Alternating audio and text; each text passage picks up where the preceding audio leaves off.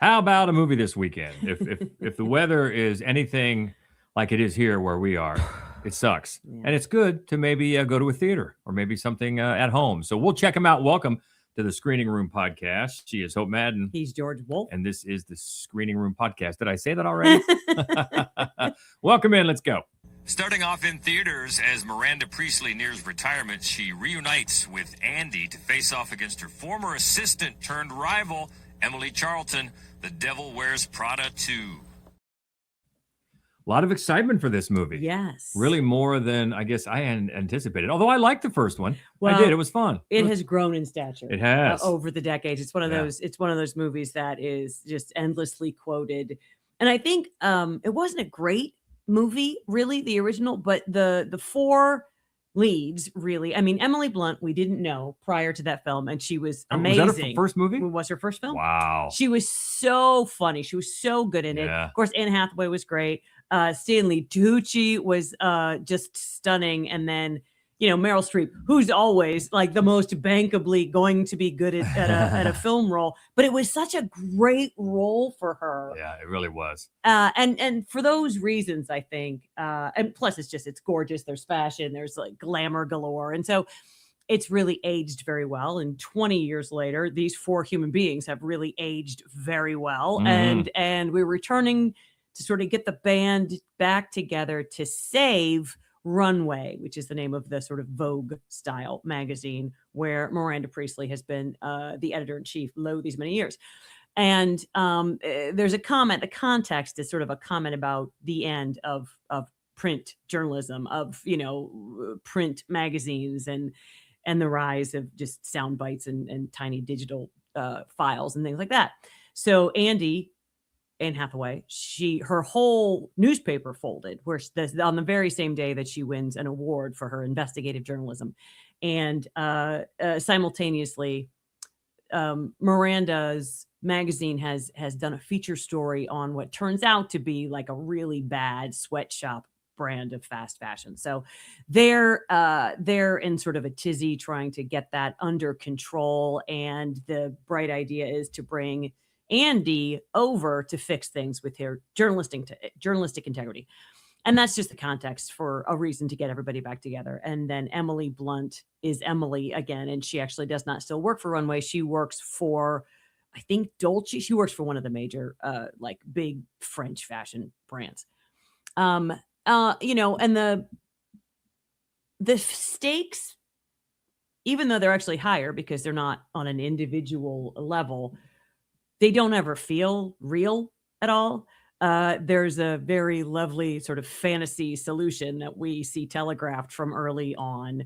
But there are some really funny, the four characters are so sort of likable, and the four actors fall really quickly into the same kind of funny, kind of sparky chemistry that they had in the first film. And it's mainly sort of a rehash, a greatest hits package. It's everything that you expected to see: run-ins and funny banter and frenemies and really great looking clothes. And one of the funny running gags is that in the 20 years that have lapsed, HR has become a problem for Miranda Priestley. So that's funny. She has to hang up her own coat, for example, instead of just throwing it every single time on her assistant's desk. And during staff meetings, her assistant sits next to her. And as she starts to say something, she'll go, she's like, what can I say? I'm just saying I'm going to kill myself. I'm not going to kill anybody else yet. It's just funny bits like that. Yeah. But it's pretty hollow, but I'm not sure that the first one was really all that deep. It was just and let's face it, there's been riff on each other. A lot of changes and a lot of things in the last 20 years. Yeah. People don't live the same way. No. So the demise of print journalism is just one of those. Yeah. So you've got to deal with those sort of things.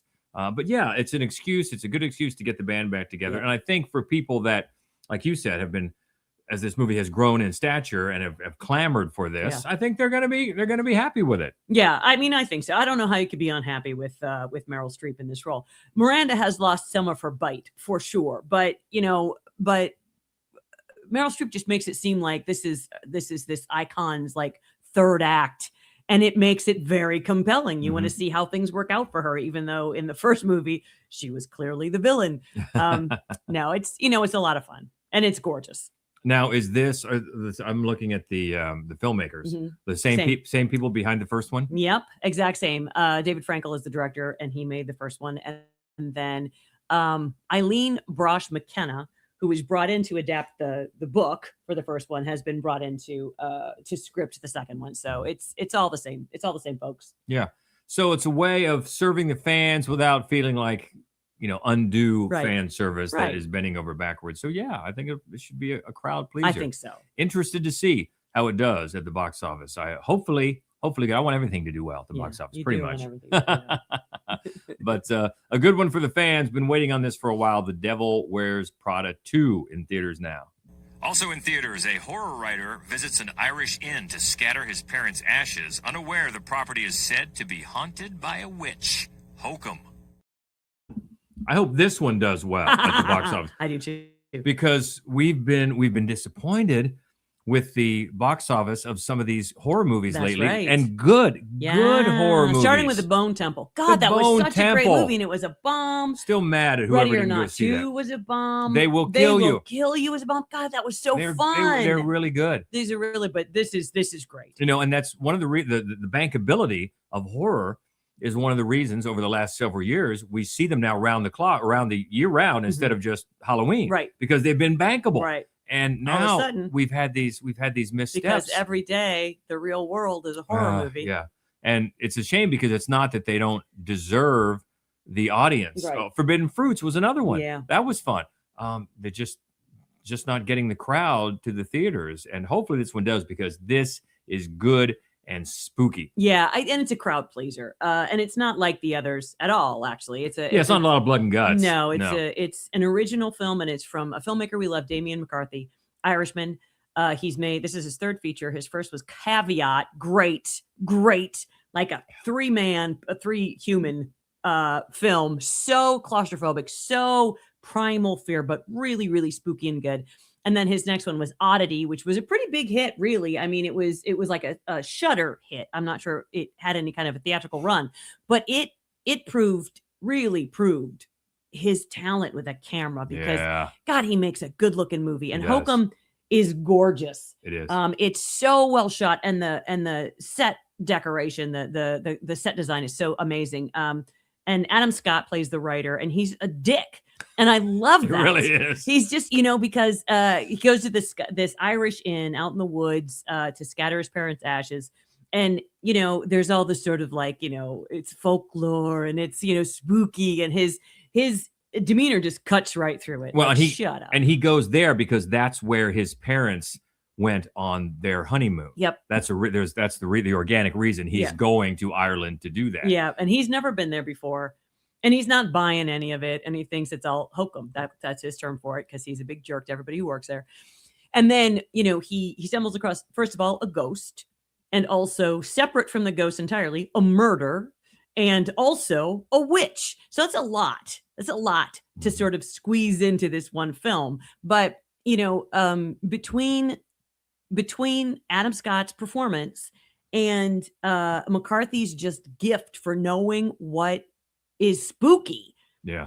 It all just works. It works brilliantly. It's just like being trapped in a haunted house. Yeah, we like Irish horror, we like folk horror. Yeah, we do. And both. He's just a good storyteller. He is. He writes this and directs it. He's a good storyteller, and he knows how to tell it without undue dialogue or without any wasted time. Yeah. We were talking about this last night. There's a scene. This is sort of an example of how he directs that I really like. There's a scene early on where Adam Scott, he wants to go back to this big oak, is what his mom called it. There's a picture that he carries with him of his mom in these woods near this big oak, and that's where he wants to go visit. And so he asks somebody for directions.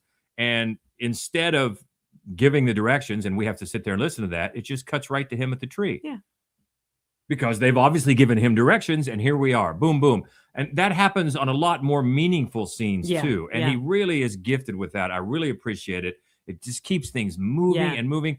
And plus his cutaways. His cutaways to pieces of furniture and statues. Yeah, early creepy on, statues. those freaky Yeah, statues, these these little, oh it's man, like these little carvings that are on yes, this sort of board. yes, Oh my God, yeah. really creepy, Super creepy. just sets this Yeah. atmospheric mood. And then when things get even more scary, he delivers, jump scares that work. And Yeah, he's not afraid of a jump scare. if you've listened to our podcast, we're not, especially I'm not, big fans of jump scares because often they're so cheap. Yep. But that's not to say that jump scares can't be good. Yeah. They can.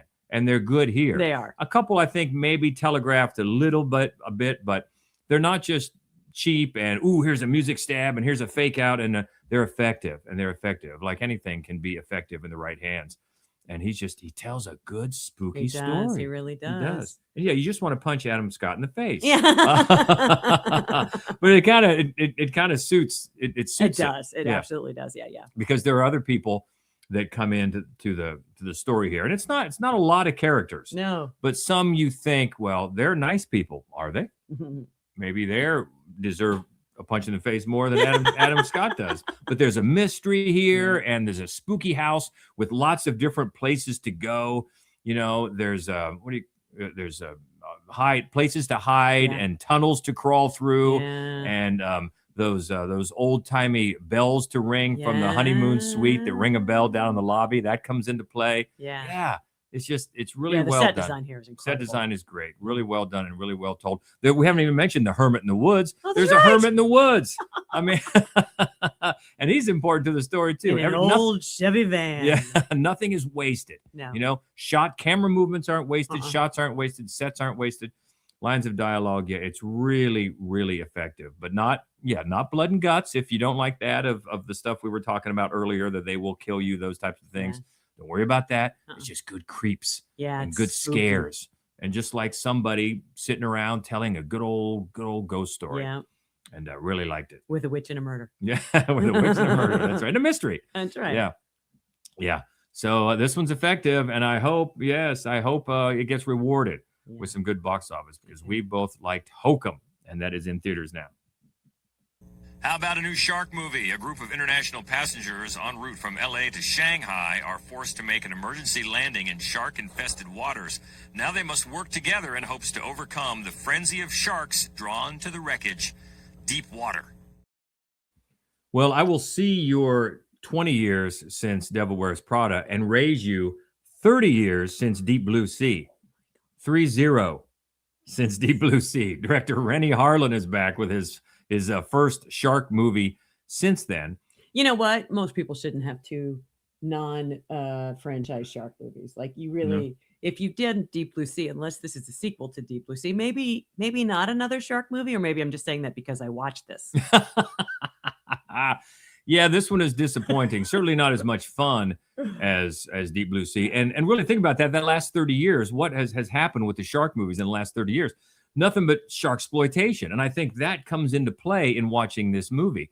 And really, I think it hits its high point early on with this plane crash sequence. Sure. That is really well put together.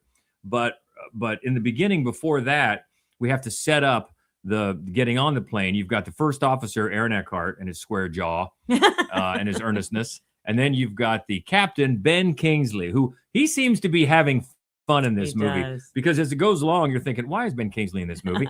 He's having some fun. I think maybe more people should have followed him to the tone of this movie. But so early on, they're the crew, the flight crew up front, and the flight is to Shanghai. And so we get this between the writers, and it's a team of 6 writers on this script. What?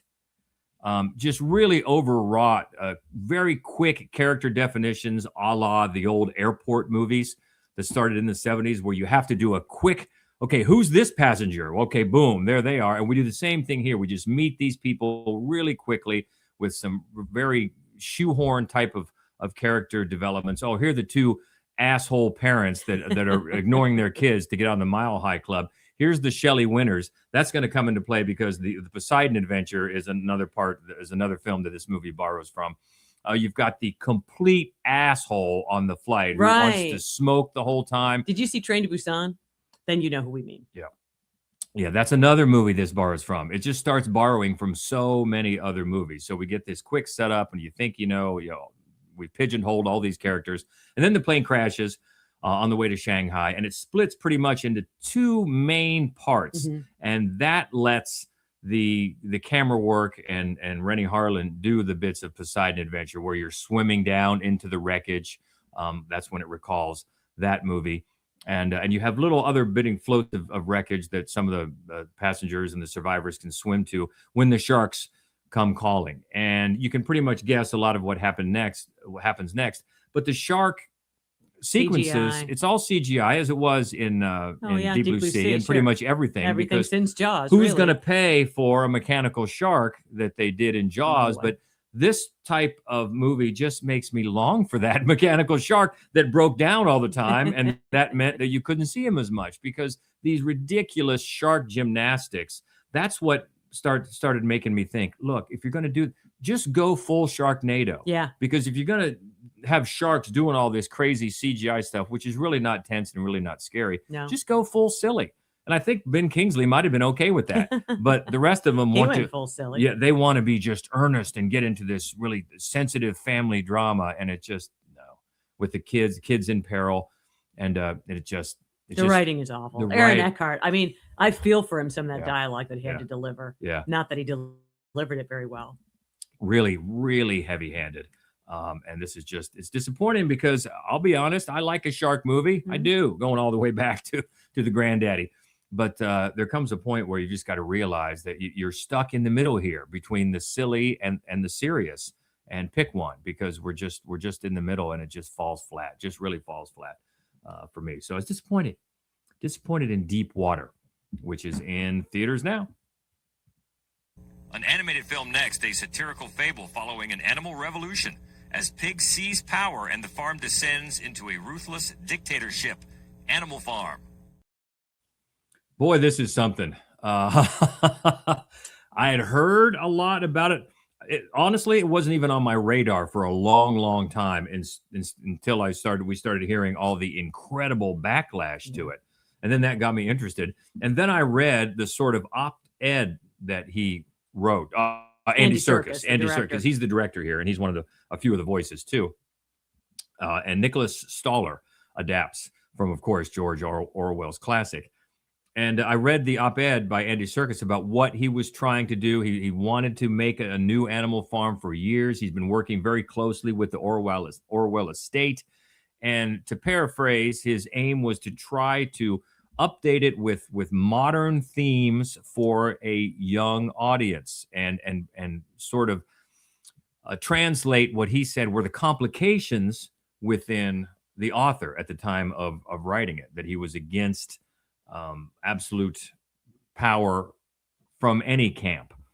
So I think that made the movie go down a little bit easier, although it's tough, because if you're going to see this movie and you're familiar at all with Animal Farm, the original, the classic, you're going to be affected by the things that it does that you think is blasphemous to that original material. It's hard to distance yourself from that. So when the fart jokes start coming and all the obvious humor and the changes they make, starting with the addition of a character named Lucky, who's voiced by... You're Scrappy-Doo, if you will. You're Godzuki. Yeah, he's a moral compass, basically. And he does a lot of explaining for, I assume, the younger people in the audience. So that's one of the big changes. Other than that, it keeps to the same theme. The animals take over the manor farm early on, and then as it goes on, they get the pigs. The pigs start to take over and assume more control and manipulate and gaslight and lie and get the dogs to be their bodyguards and their security team until they finally get closer and closer to becoming the people that they were rebelling against in the first place. It's an insanely good metaphor and parable going all the way back to when Orwell wrote it. And happening right now. And so not only do they make that change with the Lucky character, then they also change the ending. And they make it more hopeful, and they don't stop at the bleakness of the pigs looking into the main house and seeing seeing the other farm animals look in at the pigs, basically becoming the men now that they rebelled against earlier. That was the ending of the original. It's not the ending now. And again, all geared toward younger audiences to push the theme that corruption in any camp can be defeated. I think the main message of the fight of the new ending is that history has shown us that these types of enemies can be overcome by the people, and it shows a montage of animated sequences that are based upon real history to show that they can do that. It's okay. That's all fine, but it just leaves me with a bunch of questions because if you're going to show this to the young kids as a primer, then is that going to rob them when they're old enough to appreciate the power of Orwell? Then is that going to rob them of that power because they were introduced to this first? I don't know the answer to that question. Or does this just erase Orwell in the way that Disney's The Little Mermaid erased Hans Christian Andersen's The Little Mermaid? And they're quite different. And one of the messages of this that, of course, comes into play right now, people have to decide for themselves that they've been hoodwinked, that they've been gaslighted, that they've been lied to. Because as we've seen in today's headlines, one group yelling at another group that they're stupid is not going to, they have to decide that for themselves. And the fact that you have this Lucky character basically hand-holding the group that the movie is meant for, does that seem contradictory? It's a weird animal, pardon the pun. It really is. I think I do appreciate and I respect what Circus and Stoller are trying to do. Do I wish they'd have done it with a new original work and not got into Animal Farm? I got to be honest. Yes, I do. But honestly, do you think children will be entertained by this movie? Well, I can only base it on one. There's a woman we know with a young child who went to see it, and the child wanted to leave early, was totally bored by it. Now, that's just one example. I don't know what kids like, but so we shall see. But it's got I haven't even mentioned some of the other great voices, and it's got a lot of great voices. In addition to Lucky is voiced by the kid from Stranger Things and from the Pizza Movie, which was hilarious a couple weeks ago. Gaten, Matarazzo. Oh yeah.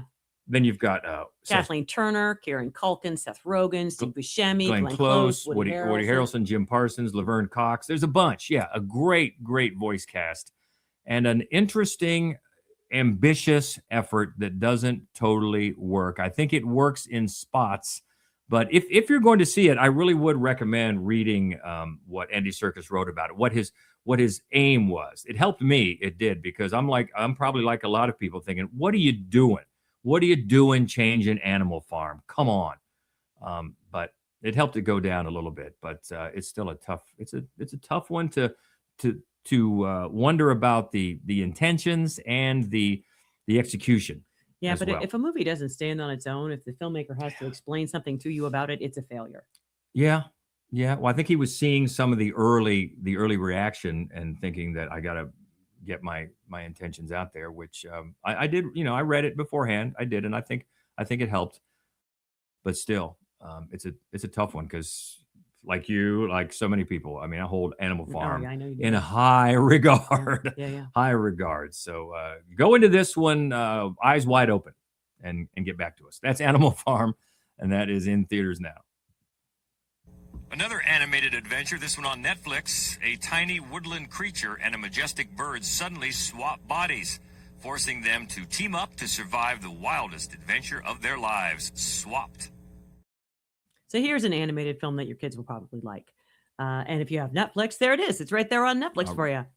I'm a little surprised it wasn't released at theaters, because it's really beautiful. It's a really gorgeous film. Nathan Greeno directs, and he directed Tangled back in the day. And he hasn't really made a feature since then, which kind of surprises me. And this is Oscar winner Michael B. Jordan as a Puku, which is kind of like a little sort of chipmunk. And he is curious. He's curious all the time. And his parents are always telling him, don't leave the island, Puku Island. Everything off island is dangerous. And so he does. Anyway, he goes off island. And what he eventually runs into this, when he's little, a little bird, and the little bird is afraid of him, and he's afraid of the little bird. And to make friends, he shows this little bird how to open up this seed pod. And then the next thing you know, Puku Island is absolutely swarmed by these birds that are much bigger than the Puku, and now the Puku are going to starve to death, all because of his curiosity. So that sets up the conflict, and eventually what happens as the sort of grown-up, Ollie is his name, and as a grown-up, he's voiced by Michael B. Jordan. He runs into the same bird, who is voiced by Juno Temple, and she's really Michael B. Jordan does a fine job. Juno Temple's really spot on as an animated voice. She does a really good job with it. Yeah. And they hate each other, and they're fighting with each other, and then Freaky Friday happens, and all of a sudden each one of them is in the other one's body. And it makes sense in the movie why it happens, because instead of it being sort of like a regular Earth woods, right? This is much closer to sort of a Miyazaki woods. Like the creatures, they're gorgeous, like the sort of deer characters have these big branches for antlers, and the wolves all look like they're made out of tree bark, and they have these brightly colored flowers, like red flowers running up their back. And it's a really pretty film. It's really, really pretty. And eventually the tale is about how, without empathy, if we don't think about how our actions affect others, everybody dies, everybody suffers. And it's a good message of how invaluable empathy is for everybody's survival. So, and then also, it was my favorite part, Tracy Morgan is in this, and he plays a really big, dumb fish, which is perfect for him. His voice is great, but the truth is that's not all. I mean, it's a pretty great character for Tracy Morgan, actually. It's probably got more of an arc than any of the characters I've seen him play in like live action things. I thought he was great in it. I really just enjoyed it. It is a gorgeous film. I mean, it's really, really pretty. I don't think that they break a ton of new ground. I'm not sure that it's like, a classic, but it's absolutely an enjoyable animated film. Very much worth watching. Swapped, and that's on Netflix. How about some folk horror on Shudder? In a medieval Dutch village, a young woman is caught between her faith, fanatic townsfolk, and the dark forces lurking in the woods. Heresy. More folk horror. This is a new one on Shudder. Mm-hmm. We always love that. Yep. And this movie is 1 hour and 1 minute long. Yeah. I saw somebody, when he posted the written review, somebody commented, "Ooh, 61 minutes." Yeah, you can get in and get out. You can. And it's and I think Didier Koning is the name of the director. And I think that the reason that it works as well as it does, as short as it is because you already know what the deal is. She's in a tiny village, medieval. She's barren. Oh, how long is it going to be before they say she's a witch so that her husband can marry somebody else and find out that it's really his problem anyway. Hardly the point. So she goes to some extremes to try to convince the Lord to let her have a baby, and the sort of town rapist wants also to help. And nobody's allowed to go in the woods. And then when she goes in the woods and she comes back, everybody is quite certain that she has a pact with the devil, because women never return from the woods. And there's very little dialogue in the entire film. But you never are unsure what's happening. It's not a simple or silly film. It's just that it's human nature, and you're familiar with how all of this is going to go. But the film takes you in some great directions. And then her name is, the main character, Frida, her name is Anneke Sloekers.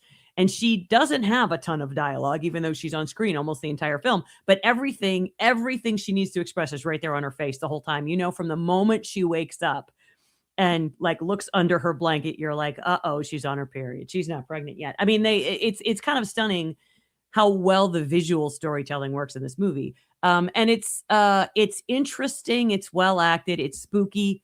It's very believable and satisfying. And especially for a 1 hour watch, I really enjoyed Heresy. More good folk horror.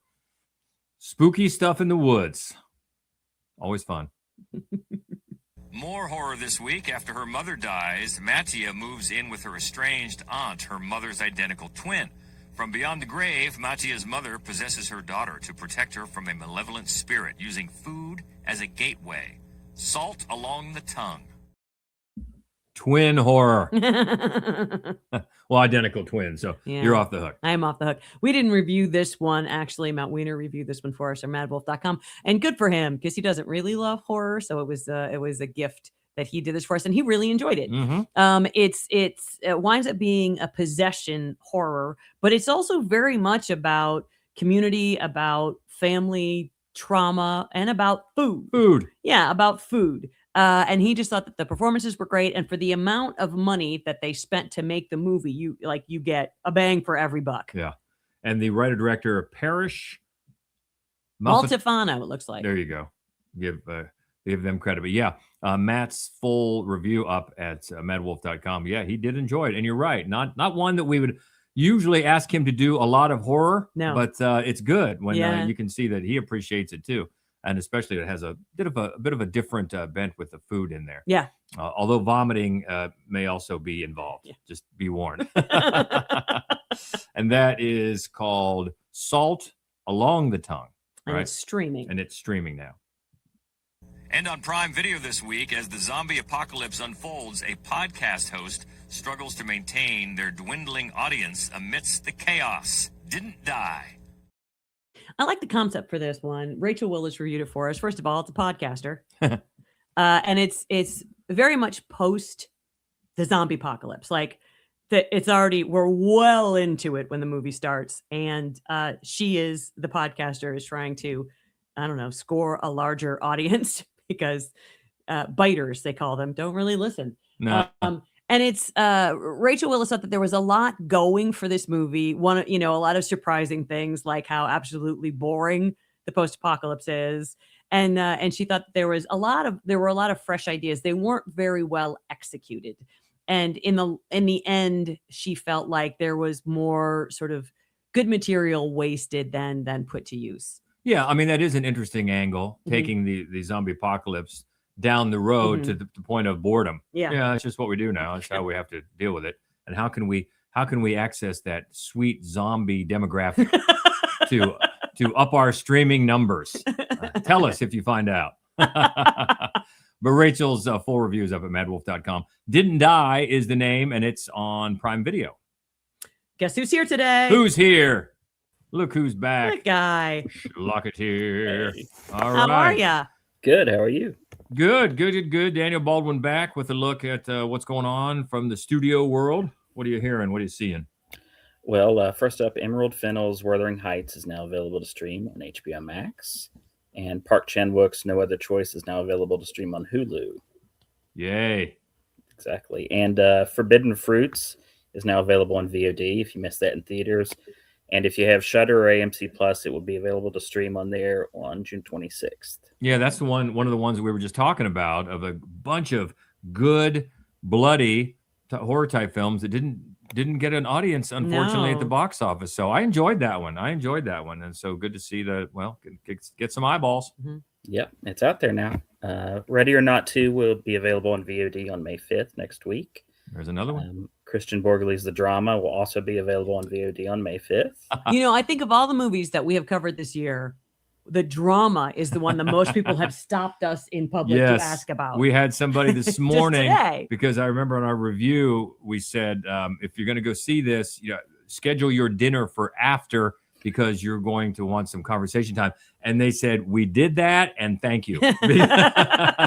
Because as a couple, you're going to have some conversations. Yeah, that's one. Hopefully now, it'd probably be hard to go in cold after all this time, but hopefully if you haven't seen it, you go in cold. Yeah, that one's hung around for a while. It's still playing in some theaters, and I think maybe it's made it to 100 million worldwide. It kind of crept in there. Okay. That's awesome. Yeah. Sam Raimi's Send Help is hitting Hulu next week on May 7th. So if anyone missed that or just wants to watch it again because it's a Sam Raimi movie, there it'll be. Yes, the horror remake of Triangle of Sadness is what I like to call it. But that made a nice profit. It did. That turned a nice profit in theaters, so that's awesome. It did. And also on the big profit side, Super Mario Brothers Galaxy movie is hitting VOD on May 19th. Yeah. And then Quentin Tarantino's Kill Bill, The Whole Bloody Affair will be available to stream finally on Peacock on May 22nd. And then Matt Mikkelsen has a crime comedy called The Last Viking that's hitting VOD on May 29th. And that's enough to get me to watch right there. Oh, yeah, my God, yes. Because as soon as you said that, my thoughts went back to the, what was that one called? Dust Bunny? Oh. No. Where he was... in the Christmas sweater. Riders of Justice? Yes! Riders So of good. Justice. So man, did we love that movie. Yeah, anything he's in, but especially if there is a comic element to it. Because you never expect it from him. Yeah. But No. there, yeah. So yeah, all in. Riders all of in. Justice. All in.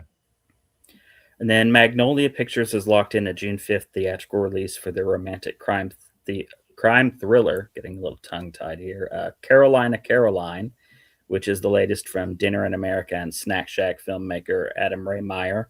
And it stars Samara Weaving and Kyle Gallner. So that's a must. In right now. Oh my God. Our friend Brooklyn Ewing is going to be so excited about that movie. Yes. She loves that filmmaker and she loves her some Kyle Gallner. Yeah. Yes, she does.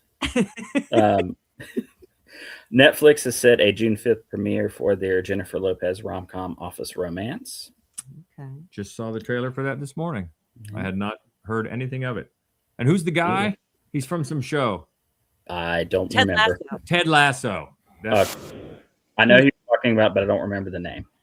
We've never seen Ted Lasso, so we were really just eavesdropping on a conversation that we didn't understand. But apparently on the TV show, he curses a good deal. Probably won't do that in the rom-com, but hey, you never know. Neon has set a June 19th theatrical release for their horror thriller Leviticus. Oh, that's a good looking trailer. Yeah, it is. Yeah, it is. And then switching gears, Searchlight Pictures has set an August 7th theatrical release for Super Troopers 3. Wow. Okay. We'll have to go back and revisit the franchise. Will you? You know what? The first one was funny. The first one is funny. Yeah. Second one, not so much. No. So. Not so much. Fingers crossed on the third. Yeah. And speaking of comedy sequels, Universal has set a November 25th theatrical release for Fokker and Law, which brings back everyone from the Meet the Parents trilogy and adds Ariana Grande into the mix. Oh, Yeah, wow. I watched the trailer. I'm intrigued. It looks fun. Robert De Niro said that Ariana Grande is the funniest scene partner he's had in his entire career. Good for her. While Ben Stiller was sitting at the panel. Wow. It's another shot at Fokker. Just can't help himself. And lastly, we have a project announcement. Of course, last year we had Ballerina, the John Wick midquel. They are now filming on Kane, which is a continuation from Donnie Yen's blind assassin character from 4. Donnie Yen's directing it himself. Wow. And the only other confirmed cast member right now is Rina Sawayama, who played Haruki Sanada's daughter. The daughter, sure. I imagine it's picking up right at the end from the little tag at the end of the movie. Love it. I would love to see the guy with the dog again. I mean, I know what guy with the dog. There's a lot of guys with dogs, but there's one who's only in one episode, and I can't think of his name. But he had a big German Shepherd, and I loved him. He was a bounty hunter, and I don't think he had a name. Who knows? That's a good read. I'm sure we'll see him in some form or another at some point. Maybe in this. So that blind assassin character was so interesting. He was so great. interesting. Yeah. And to have him directing. Yeah, buddy. Yeah. All right. You brought some good stuff today. You did. I'm excited about a bunch of those. You can always catch up with Daniel at the Schlocketeer on the socials. Thank you as always. Oh, thanks for having me. All right. You are welcome. Next week, we're looking for not as many next week, but a big one for the gamers, Mortal Kombat 2. Mm-hmm. And also The Sheep Detectives. I'm looking forward to that. Every it's a time funny trailer. I know. Every time I see the trailer, I think that could be really funny. Remarkably Bright Creatures. I'm actually looking forward to that too. It's got a really good cast, and that's a Netflix film. And then Affection. Okay. So maybe something else will pop up between now and then. I don't know. But in the meantime, boy, a lot's going on this week with Devil Wears Prada 2 and Hokum and Deepwater and Animal Farm too. Man, lot to talk about. If you want to keep the conversation going, we are all for it. You can find us easily on all the socials at MaddWolf Columbus, the main website, maddwolf.com. And if you like the horror flicks, as we do, check us out on our other horror movie only podcast called Fright Club. Yes, You can do find it. that on all the socials, all the apps, and also the Fright Club podcast private group on Facebook. That's Love to have right. you join there as well. So lots of ways to keep in touch. We hope you will. Have a great week. Enjoy the movies. Until next week, she's Hope Madden. He's George Wolf. And this is the Screening Room Podcast. See ya. I do wish we could chat longer, but I'm having an old friend for dinner. Bye.